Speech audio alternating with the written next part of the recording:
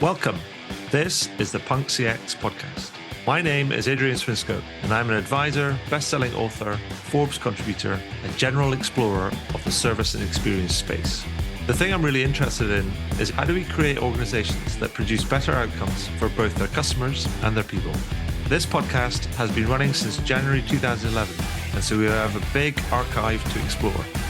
Check out the archive at adrianswinscoe.com. That's enough from me. Let's get into the interview. Hi, and welcome to the Punk CX podcast. This episode is a little bit different. It's different because it features two short chats that I had with a couple of Pega folks while attending Pega World in June. The first interview features James Dodkins. Now, officially his title is Director, Product Marketing for Customer Service at Pega, but is possibly more commonly known as the CX Evangelist at Pega, but is also commonly known as the Customer Experience Rockstar. Following on swiftly on the heels of that chat is one with Tara Dezau, who is Director of AdTech and MarTech at Pega. I'll be talking to them about Pega World, what they've been talking about there, what stood out for them, and the things that are top of mind for them in the customer experience engagement and service space right now. So without further ado, let's get into the interviews and get started with my chat with James. So welcome to the next edition of the Punk CX podcast. With me today, I have an old friend of the podcast, James Dodkins. James, hello. How are you? I'm good. Thank you for having me back. You're very welcome. Now, this is Rockstar meets Punk. Yes. And so we're here at Pega World. This is probably the last in the series, or at least in the series of podcasts that I've done here at Pega World, which has been great.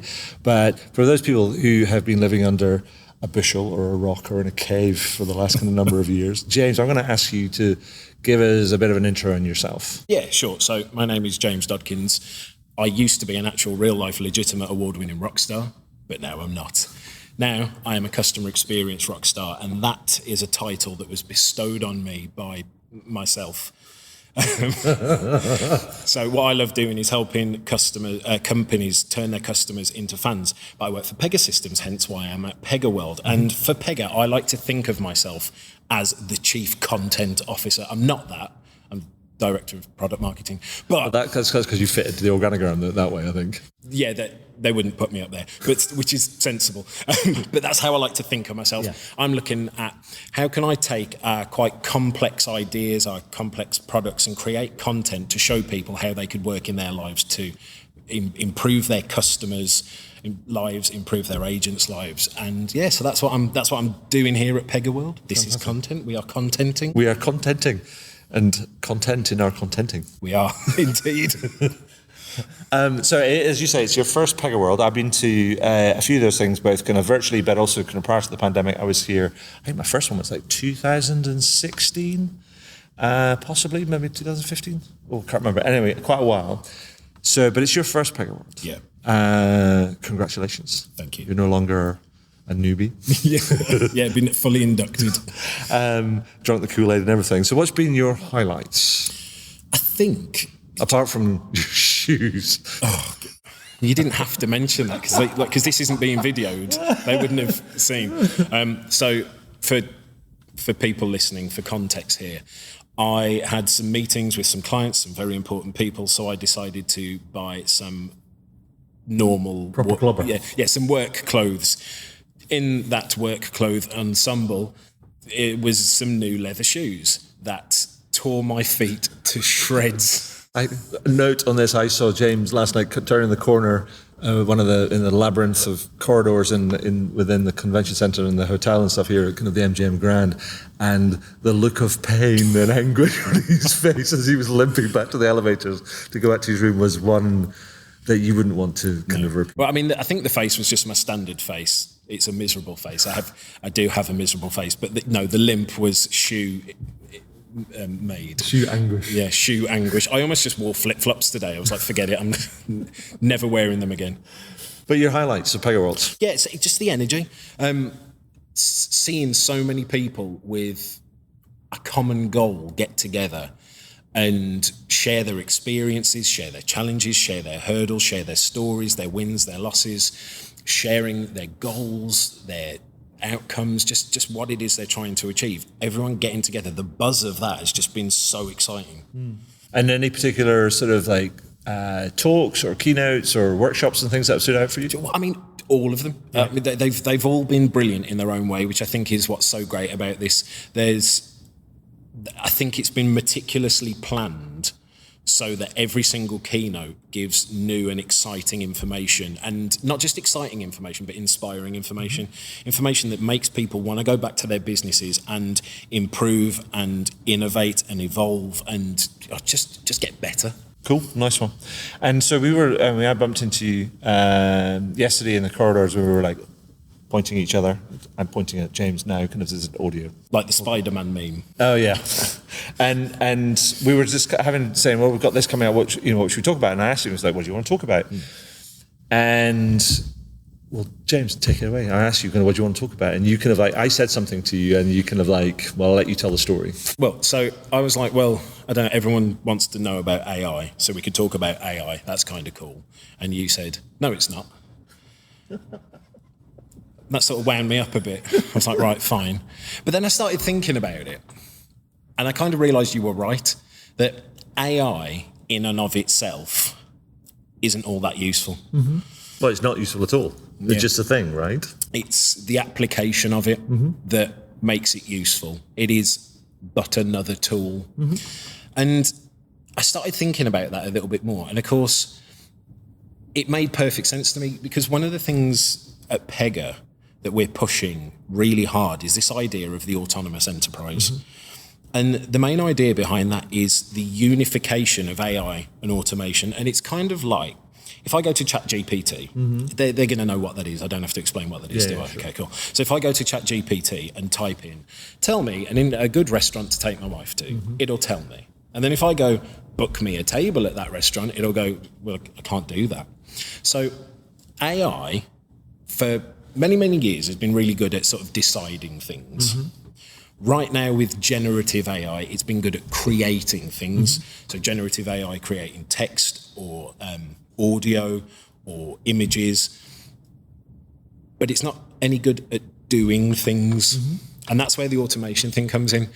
You can use AI to decide things, but if you don't have anything to actually do something with those decisions, to actually go away and make something happen, I don't want to say it's pointless, because there is still a point to it, but it's never going to reach its full potential. Yeah, I mean, I think it's a bit like people talk about, it's like hammers and nails sort of things. It's like you have a ton of hammers, but if you've got nobody to wield the hammer, then you ain't got nowhere, you're not building anything. Exactly, and it's what it makes me think of, again, because you obviously very much affected me with that comment. I was thinking of guitars. Yeah. I do that a lot anyway. I just sit there, I think about guitars. But in the past... Have you had a guitar fetish? A guitar fetish? Or just like kind of a guitar sort of phobia? Not phobia, what's the word? The opposite of a phobia. Yeah, kind of like... move on.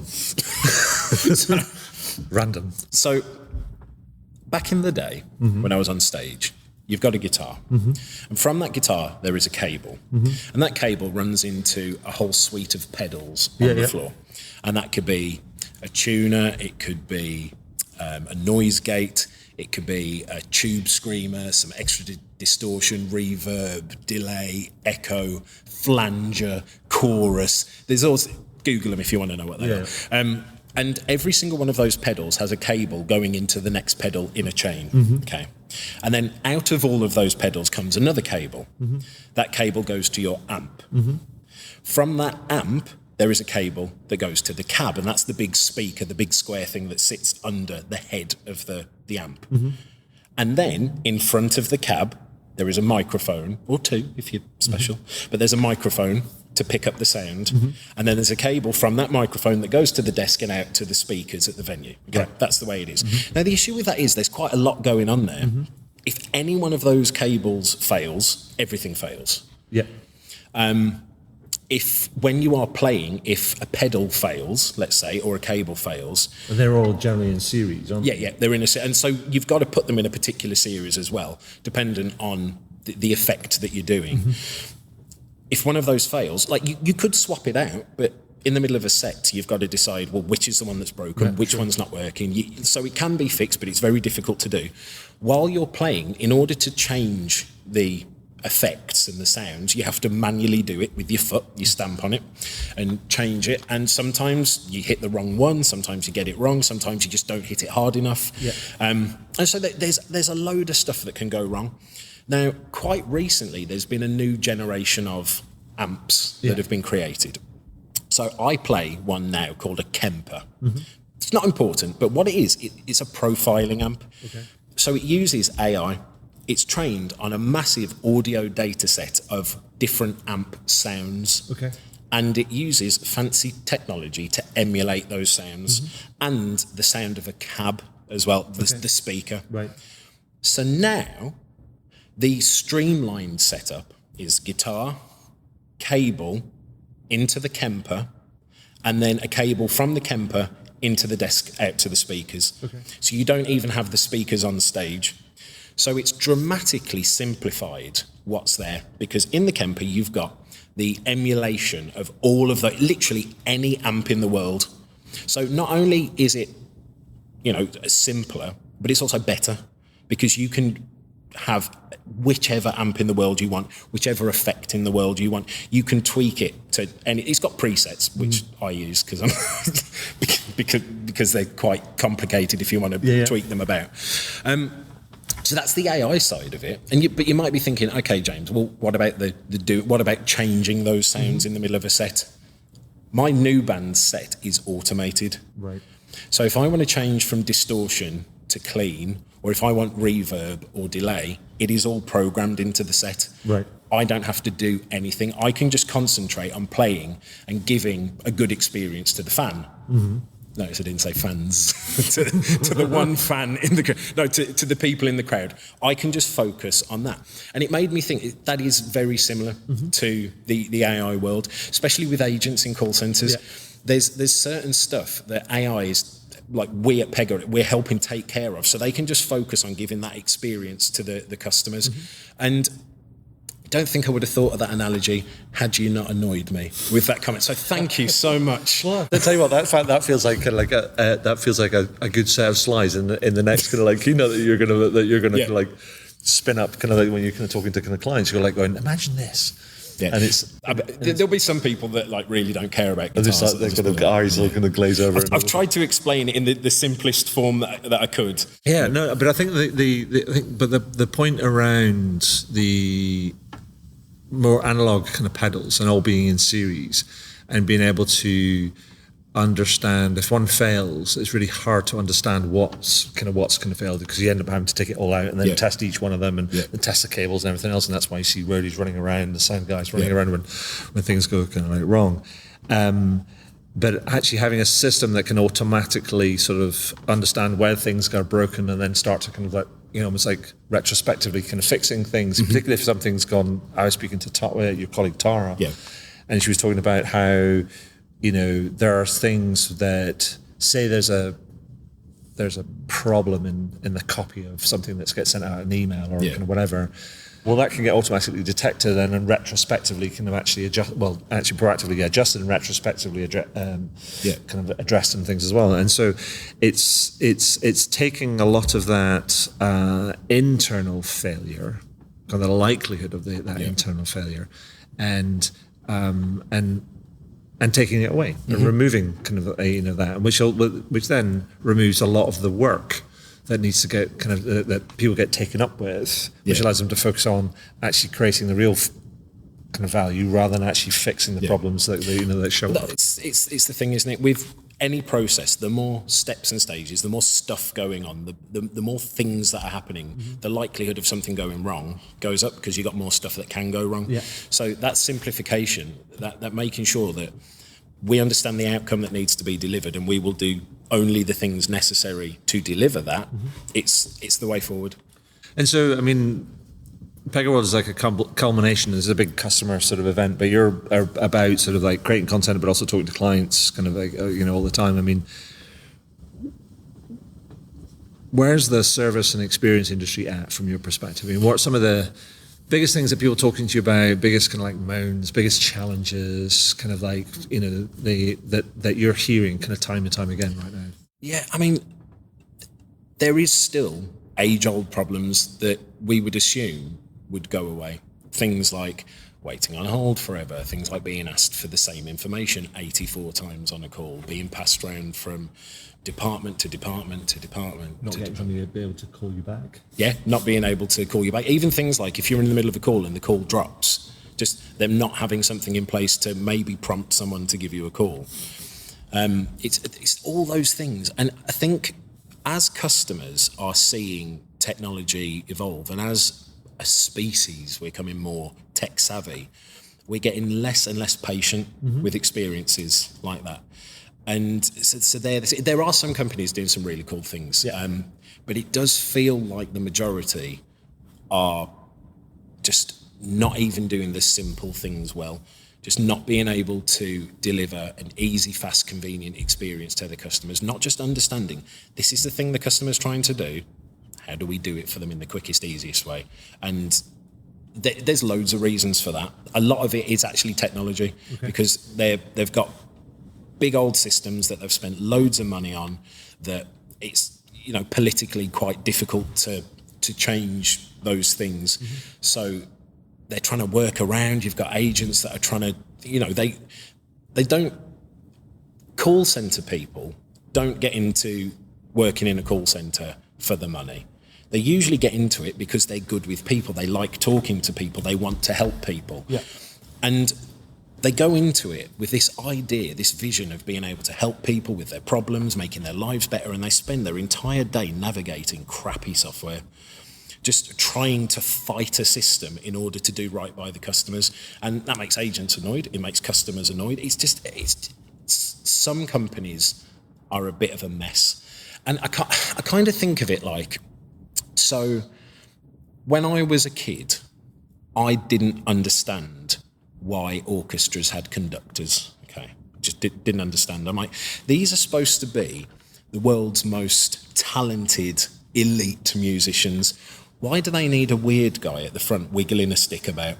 What does he even do? And then Metallica released an album called S&M, which was Symphony and Metallica.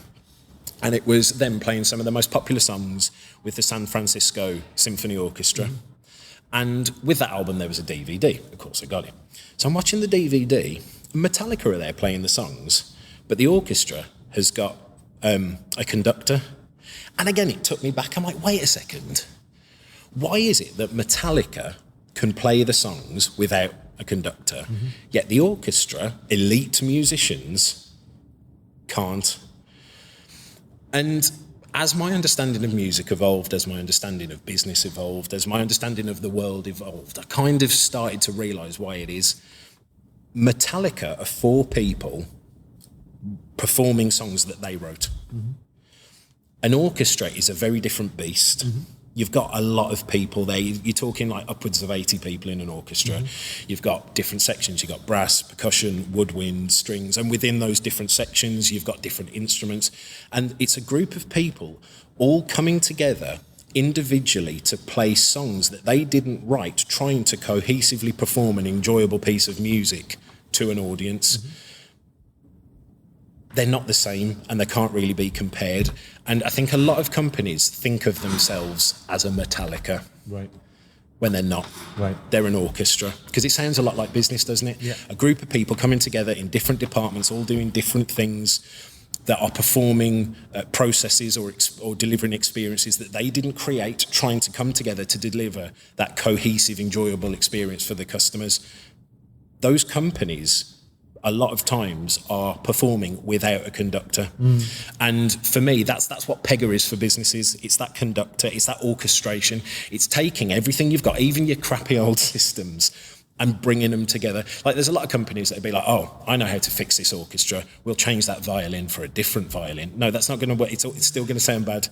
What you need is that conductor there, making sure that everything's coming together. Because that requires them to get their, pardon the expression, to get their shit together and understand what do they want to do and why they want to do and where they want to get and go and kind of and et cetera, et cetera. That's the exact thing, and that is the job of a conductor, to understand the piece of music so well, to such an extent that they can convey it to the musicians, so they can convey it to the audience.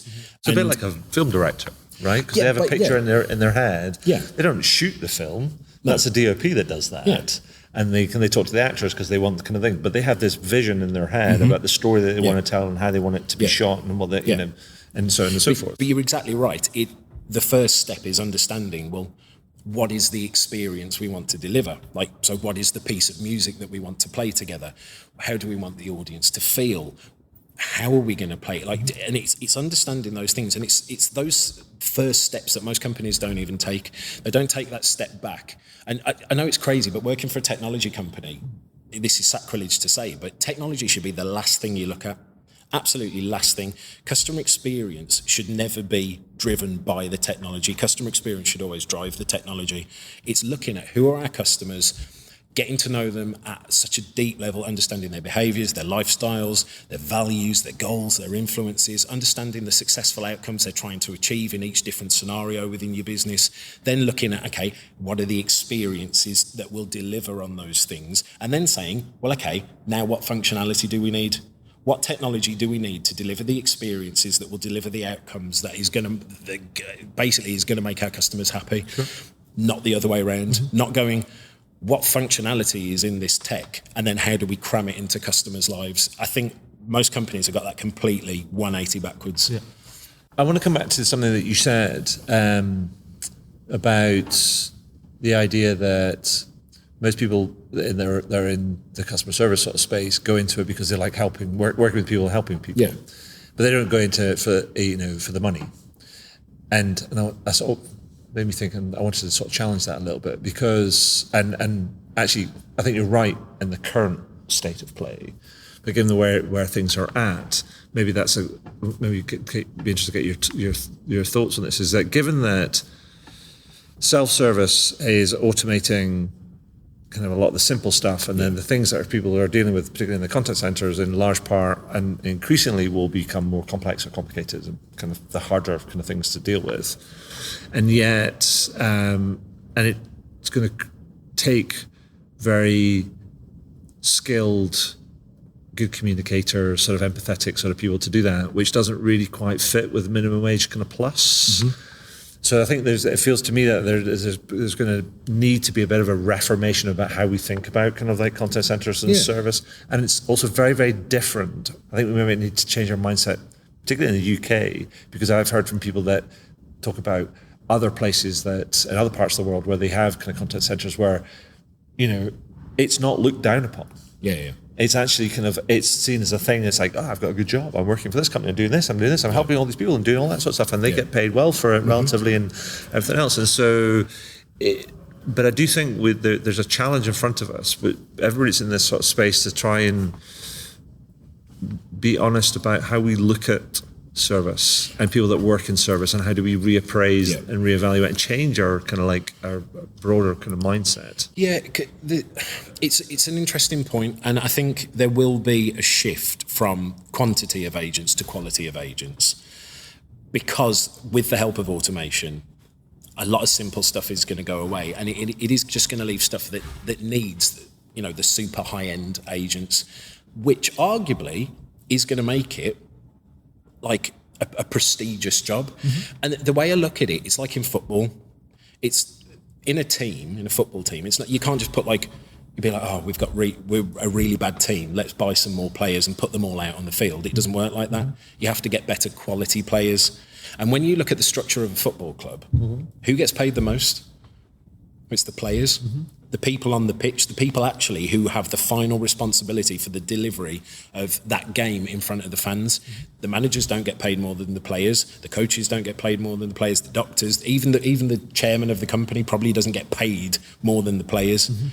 They understand that if it weren't for those, customer-facing people, which is arguably what football players are, they are the customer-facing part of a team. They are the ones... They get the boos and the cheers. Exactly. They are the ones with the sole responsibility on their shoulders at the end of the day of delivering that experience to the fans, and therefore the price tag is... commensurate with with the value of the things that they're doing. Exactly. And look, I'm not saying we should be paying call centre agents millions of pounds or dollars, but I'm just saying that mindset shift is a very important one to have, to realise it doesn't matter how good your strategy is. It doesn't matter... how good your training is.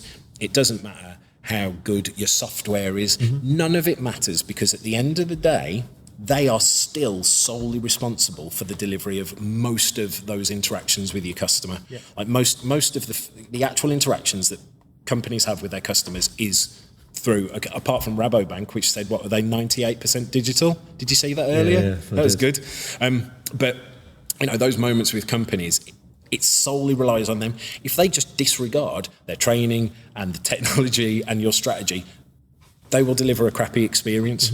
So it's on their shoulders at the end of the day. They're the final stop. Yeah. And I think that should almost be respected a little bit more. Yeah, no, I think you're absolutely right. And it's very, what you're saying about the football, I mean, for my US audience, that means soccer.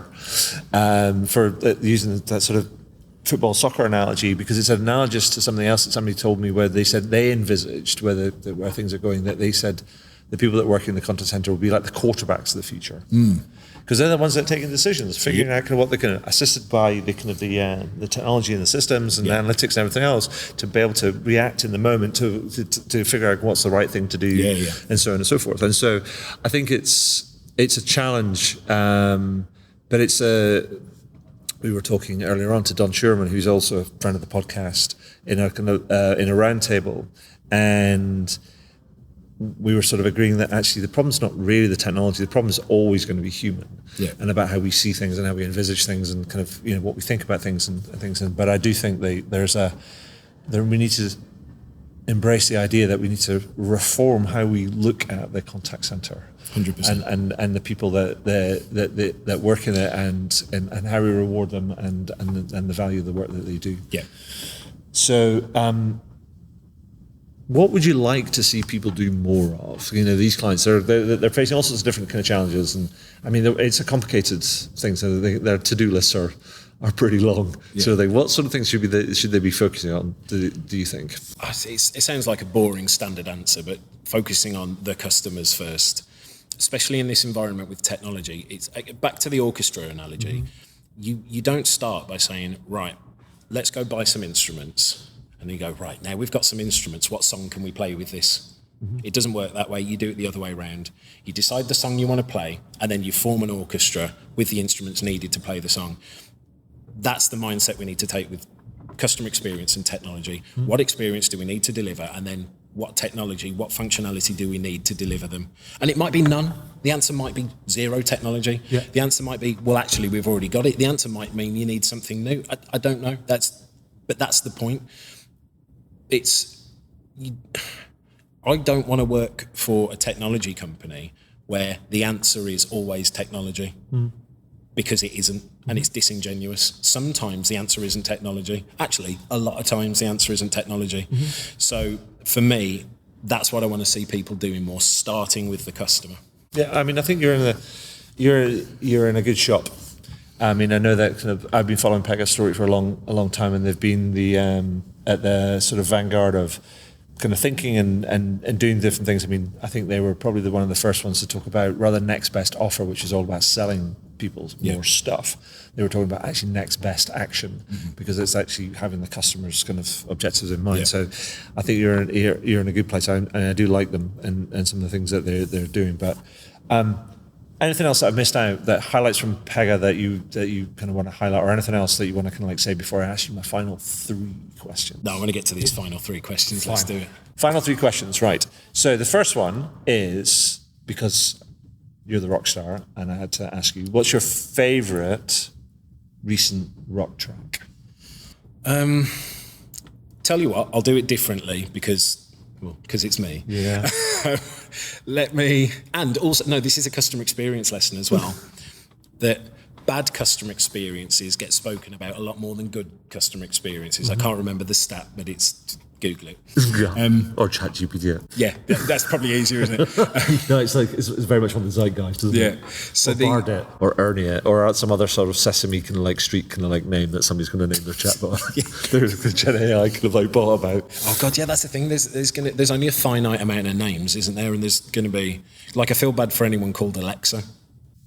Or Siri. Yeah, or Hey Google.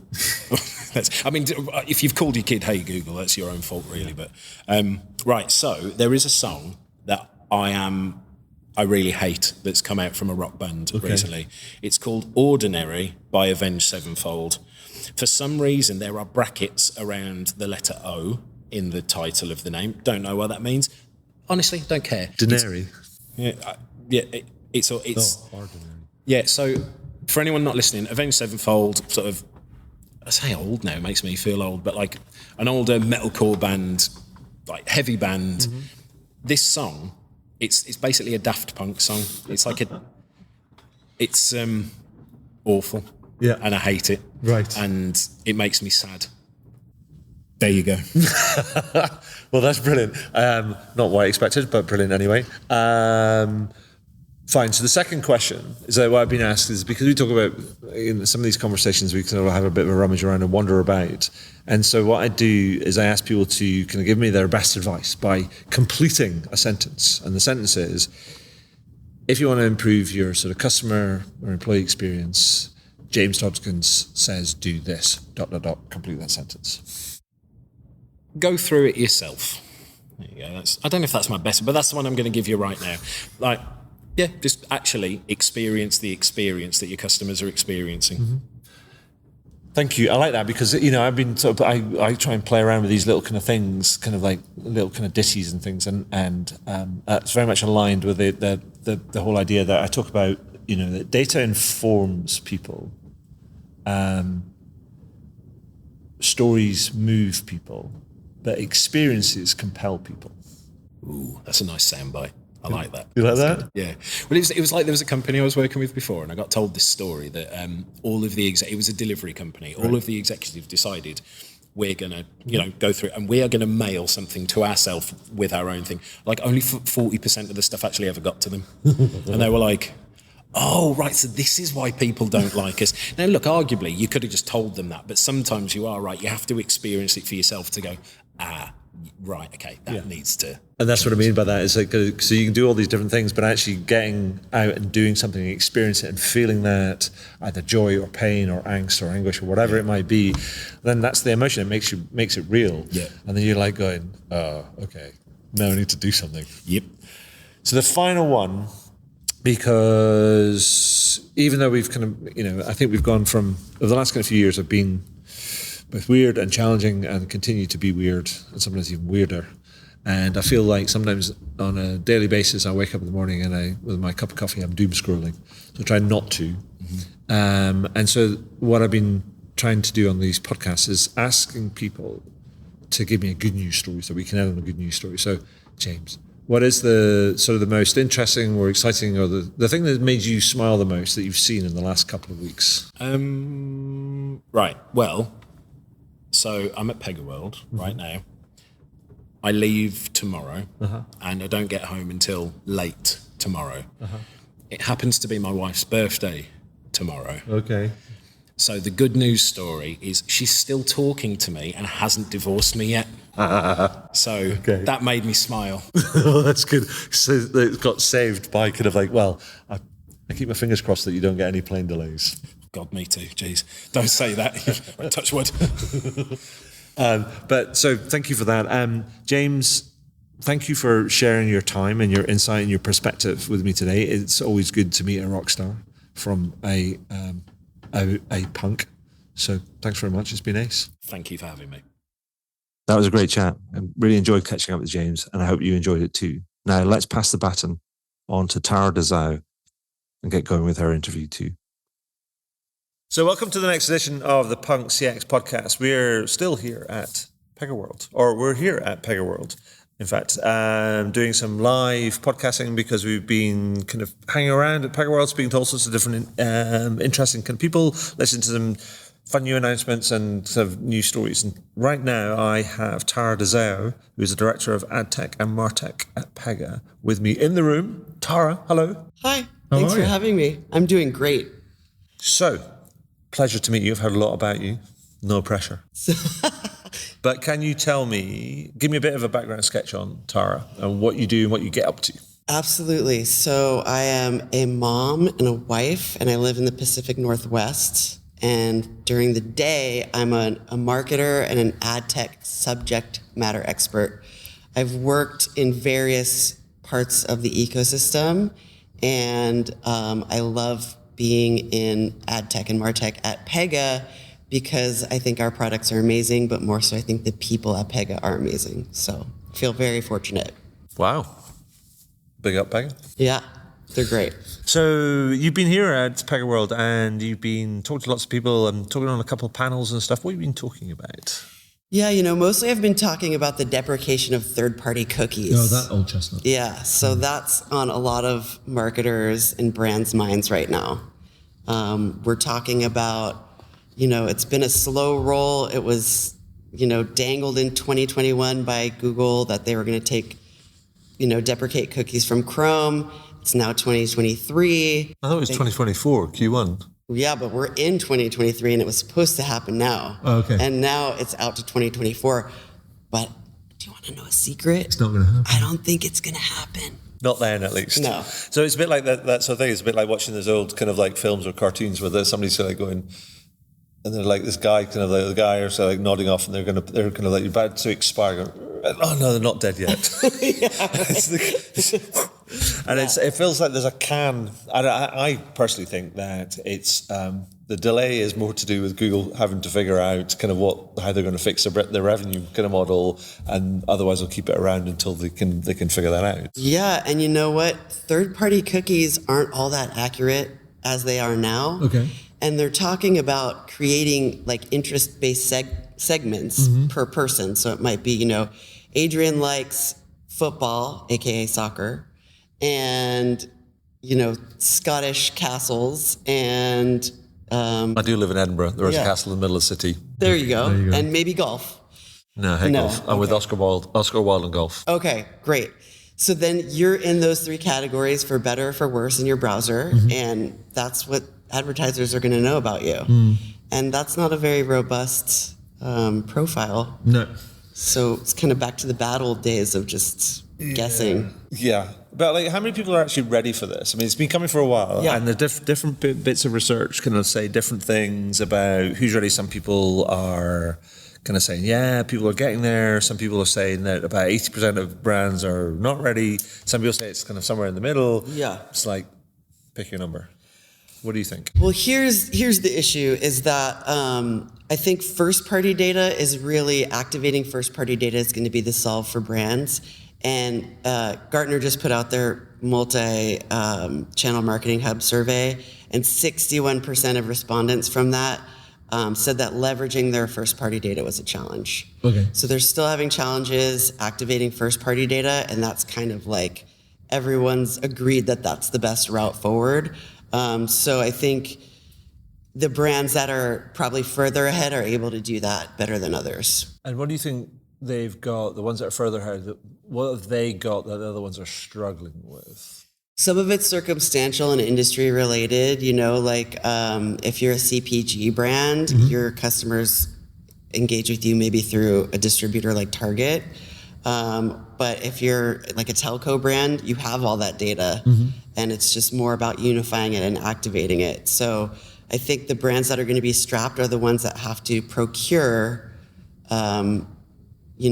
first party style or zero party. How do you can procure data. first party data? I mean, it's like, there's is it not yours? There's some, ways, like for example, a data clean room where, I might be an electronics brand and I might team up with a cell phone carrier and we might mix our data together and create, some engagements that way.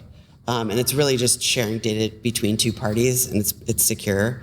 But that's maybe one of the ways. But there are, all kinds of solutions being proposed out there. And I think the main thing that brands are challenged with cookies going away is like unifying those touch points. So in the past, you'd be able to sort of see where you went all over the net and, get some context about your wants and preferences. And with third-party cookies going away, it's going to have to be a much more intentional connection point for identity resolution. That's what we call it. Yeah, I mean, I guess you've got to get with the third-party cookies, you're almost getting data from other kind of places. It's a bit like getting a download of your sat nav, as it were. So you Yeah. you've got it all there. Whereas the first party one requires you to get your own house in order. It does. It really does. And that's sometimes even a bigger ask. It is. And before brands take any sort of leap on, better activation technologies, it's really about getting your data cleaned, organized, and, ready for activation. Yeah. But if we go back to the whole sort of thing, which is like the central part of all of this is like, probably we're like third party data, first party data, whatever. Like, what's the point? And the point is like actually people want to deliver a personalized sort of experience. Personalized service, personalized experience. We know that consumers want it. We know that brands want to deliver it because they both see the kind of value in it. Yeah. But interestingly enough, I think, there's research, I think there was, a couple of years ago, there was NTT did a big global benchmarking sort of study, and they kind of found that was true. Consumers want it, brands want to deliver it, but what they did find is they were talking about cross purposes. There was actually not a shared understanding of what this personalization kind of means. Yeah. And is that not even bigger, or just as big a problem as the whole changing data regulation, privacy sort of landscape, but also the sort of the nature of it all, because that's a perennial sort of thing. Yeah. Because the end is you can get the first party and data all kind of sorted out, get your house in order, but if you're not really talking the same personalization game that your customers want, Totally.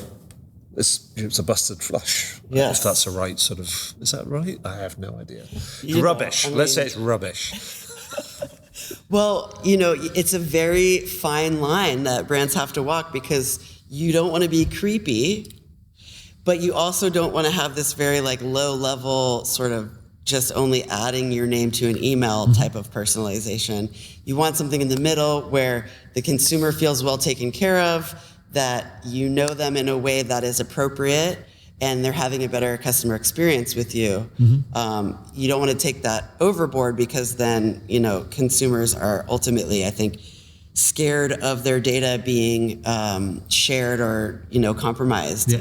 And so I think it's a balancing act. But surely it's also kind of more than, how many of the brands that you are sort of working with or talking to actually embrace this whole personalization thing, not just as a series of campaigns, as it were, but it's a holistic sort of thing across the piece, where 360 view is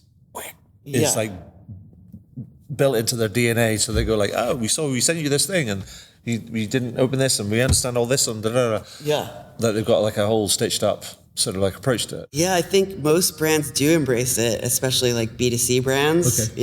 It's really important to I just sat down with the CMO of Sephora, the makeup company, and she was talking about some of the ways that they do personalization, which is when you come in store, they use AI to get your skin tone and match it, and then offer you complementary products to that skin tone. And so I think you're going to see brands that are trying those sort of tactics, really innovative stuff, and absolutely understand the importance of personalization. And then you have other industries and such where it's still kind of a struggle. And how does that all change when you add in zero-party data? Yeah, zero-party data is a tricky animal, because it's basically data it's consented data. So the consumer has said, I'm going to willingly give this to you. But it's not the type of data where they're, entering their personal information into their banking app. It's more, if you think about first-party data being that maybe Adrian put an Oscar Wilde book in his cart to check out, it's more talking to Adrian about how he feels about purchasing Oscar Wilde books. So it's more the psychographic, or the why behind the buy, blah, blah, blah. Absolutely. It adds context. But then also you can, consumers lie. They lie. So if I'm taking a quiz and I don't want you to know that I'm 41, I'm going to tell you I'm 32. Right. So it's a data quality issue there. Okay. It's better certainly than nothing, but it's preference data that's maybe accurate, maybe not. But does that mean to say that people should aver away from it, or is it is zero-party data the natural extension of that? Because actually, and I think about it in a Pega context, when you get to that one-to-one engagement, sort of like vision, then surely accurate zero-party data, as much, obviously it has to be framed in the right sort of way, so it can give people kind of like, you're asking them for for an indication of their preferences and their preferences. Yes. But surely that's going to help you drive closer and closer towards that one-to-one engagement kind of model. Absolutely. And I think if you can demonstrate a value exchange to the consumer as to why they should give you that data, you're going to be in a good spot. And I absolutely think that it's going to be part of strategies moving forward. I think, especially for the brands that don't have first-party data, they're going to start looking to things like preference centers and quizzes and surveys and all kinds of things, loyalty programs, and that's kind of how brands that lack that first-party data are going to get closer to having quality data to target off of and things like that. Yeah, no, it's a big it's a big issue. I mean, it's the whole data sort of picture, and the whole kind of changing kind of like picture, particularly across different geographies and different parts of the world around data privacy and data security, because that's another kind of element you talked about, and we talked about it before, about this personalization paradox, where you got the majority of people are saying, yeah, we'd love to have a personalized experience, but equally we're concerned about data privacy and security, and you've got to strike that balance of about being kind of not being creepy. Yes. And I know there's another piece of research that said that up to 40 or 50% of all marketeers that were surveyed, this is from a few years ago, admitted that some of the tactics that they'd used, they themselves would admit they were creepy. Oh. So like doing stuff to people kind of like that they wouldn't want to be done to themselves, as it were. So it's a bit like there's which I called a bit of a Jekyll and Hyde syndrome. Absolutely. I mean, I have a sort of a personal opinion that we sort of got ourselves into this mess 10 years ago as marketers and customer engagement practitioners because we weren't very transparent about that we were collecting data and we're using it for this purpose. And also, guess what? It's anonymous. Yeah. We don't know anything real about you. We know how you shop. We know what you like. Mm-hmm. And if we had been more upfront about that 10 years ago, we wouldn't have scared them so badly to where we're kind of now at this tipping point of privacy. Do you think also that there's possibly a bit where there's a missing piece in this, and maybe it's not just kind of about data and how you can use it, but it's about maybe that? Do you think there's a space for more and more brands to almost articulate a customer charter of sorts, or like a customer code which says, here's what we're going to do, this is how we're going to act, and to hold themselves to account on that? Because it's like you look at data and privacy kind of policies, and it's all kind of like click here, which is a link somewhere to the bottom of the page somewhere. But if you came out and up front and said, this is what we're going to do. Yes. And this is how we're going to do it. Yes. And this is the value proposition sort of thing. I think you have to approach it from the standpoint of talking to the consumer like they're a person and not in legalese. Sure. So maybe that's as simple as putting up, an interaction that says, hey, we're about to drop some legal, discussion on you right now to talk about data exchange. Yeah, or you basically said, here's the headline. If you want the legal bit, click here. Exactly. There's war and peace over here. Absolutely. We are going to use your data for marketing purposes, point blank. Right. It's like, but we're not going to collect anything that you don't agree to, or that sort of stuff, or whatever it might be. But I think there's room for a much more open conversation, a much more transparent conversation to make that, because people talk about the value exchange. If you mention the value exchange to a consumer, they'll be like, what the? Yeah, right. You're like, exchange of what? Yeah. What do I get? They need to feel like they're getting something. Yeah. And so I think that's the thing, is like you're going, oh yeah, I think consumers are smart. They're like going, oh, if I get this, then if I get that. But if I don't get it, then it's like, wow, I'm going to turn it off, sort of thing. And I think it feels to me that we create all sorts of language around things. Well, we can possibly just approach things in a really straightforward manner and say, if you give us this, we'll give you that. Yeah. And if we don't measure up, then you take it away. For sure. That's pretty clear. Yeah. I think that's great. and if we want some more, we'll come back and ask you for some more. Absolutely. And if you're okay with that, then it's cool. We'll keep going. And if you're not, then we'll turn it off. Yeah, absolutely. I think that would be great for most consumers. They're reasonable. Mm-hmm. And I'm pretty sure there's not very many legal loopholes in that. I don't know. No, I mean, Maybe consent. It's all about consent. Yeah. So, from your perspective, what's the outlook for all of this? I mean, because it's like, we kind of go from Google deprecation of third-party cookies, because they're the kind of the major game in town around the whole kind of marketing and advertising, sort of particularly that sort of behavioral data. But then we've got the deprecation of the third-party cookies, and then we've got even the addition of the tsunami that is generative AI and how that's changing kind of everything, and then the move to this first-party data, and then kind of the consideration of zero-party data and sort of stuff, and it all feels slightly choppy and a bit of a mess and kind of hard to, a bit slightly foggy. Yeah. In terms of where forward is and where it looks like. What do you think, Tara? Crystal ball time. Yeah, I think the outlook's good because I think that we've all known for a very long time that third-party cookies are just sort of what we have to work with, and they're not super accurate. They're not very recent. At Pega, we talk a lot about real-time interactions, and consumers right now, if it's not in the last 5 minutes, it's too late, right? And so a cookie might be 30 days old. I don't know I can't even tell you what I was doing 30 days ago. I heard some horror stories that there's some kind of cookies from back in the day. They had a timestamp on them that were they were supposed to last for about 1,000 years or something. Yeah, it's called a zombie cookie. Right. Did you know this? Yeah, no, there's kind of things that somebody put in code 3001 or something. It's when it was going to deprecate and just disappear. Yeah. It's a bit random. Totally inaccurate as to what I want in this moment. So, I mean, but what do you foresee kind of happening over the next kind of say 12 to 18 kind of months? Yeah, I think what we're going to see is what we always see in the ad tech community, which is collaboration. Okay. We're going to see companies teaming up with each other, co-opetition.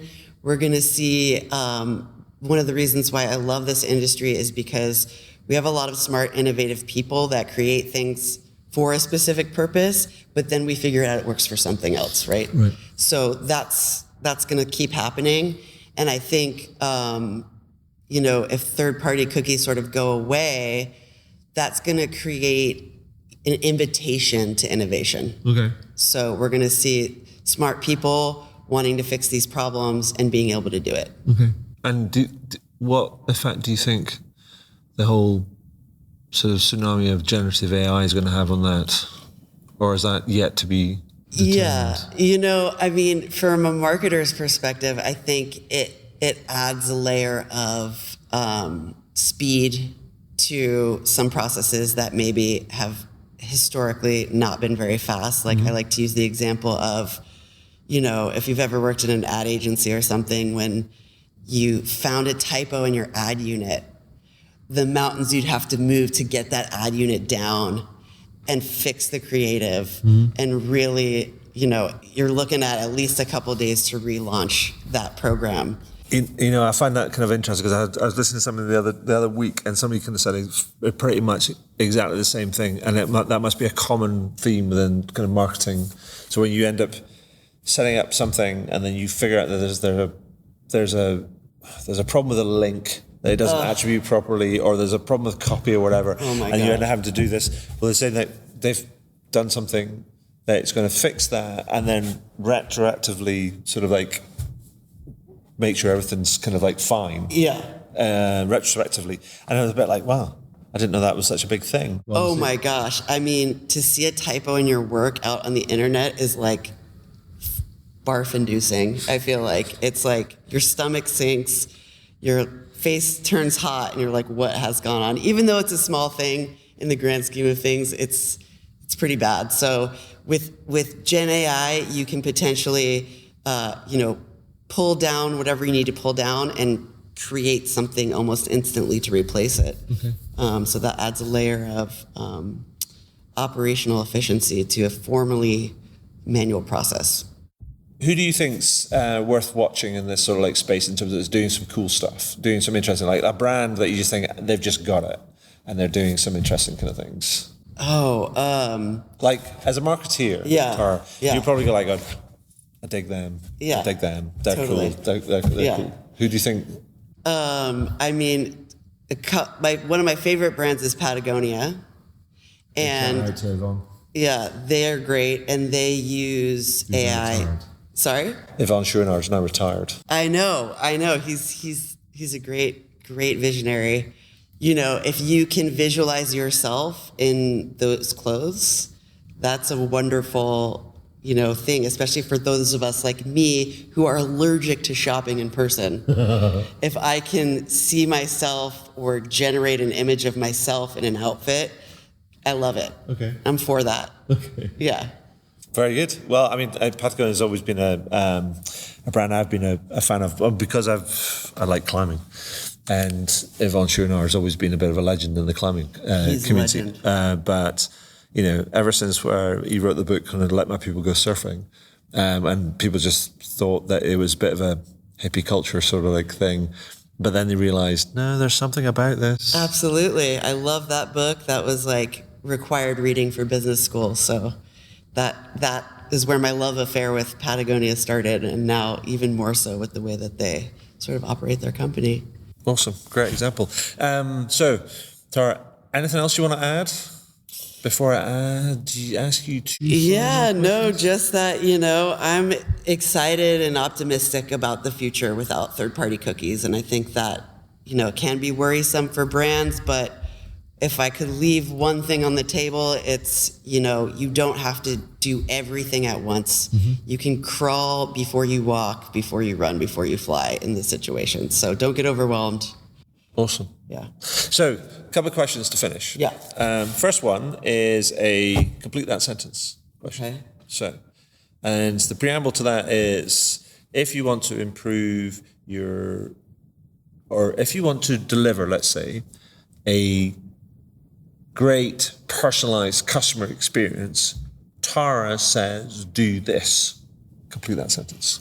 I would say approach your employees and your customers with empathy, because some of the decisions that they're making, some of the engagements with your brand are like major life decisions and consequences. Okay. Yeah. Full stop. Full stop. Thank you. Yeah. And the final one is, because I just feel like we need to create some light in the world, because it's a lot of it's doom scrolling, yes. kind of like particularly first thing in the morning with yes. that first cup of coffee. So I've been asking people to tell me what's the most interesting, exciting, or the thing that's made them smile the most that we've seen in the sort of the scene or experience in the last couple of weeks. Okay, so I love music, mm-hmm. and one of my favorite artists is Brandi Carlile. She is an Americana and now sort of, rock star these days. And she was playing in the Gorge in Washington this weekend, and she was joined on stage by surprise by Annie Lennox, which is like a collab that I hope that they put on the internet. So if the listeners out there have not heard of Brandi Carlile, go look for her. She's amazing, great music. And well, Annie Lennox, what can I tell you? I mean, legend. Tara, thank you for that, and thank you for sharing that kind of with me and sharing the good news story, and also thank you for sharing your time and your insight and your expertise with us today. That's been fantastic. Likewise. Thanks for having me. You're welcome. Wow, what a great interview. I hope you enjoyed it. I know I did. Find out more about me and the work that I do at adrianswinscoe.com. Do leave a review on your favorite podcast platform. And if you have any comments, feedback, or questions about the podcast, then feel free to send me a message to podcast@adrianswinscoe.com. Do tune in again. Thanks very much.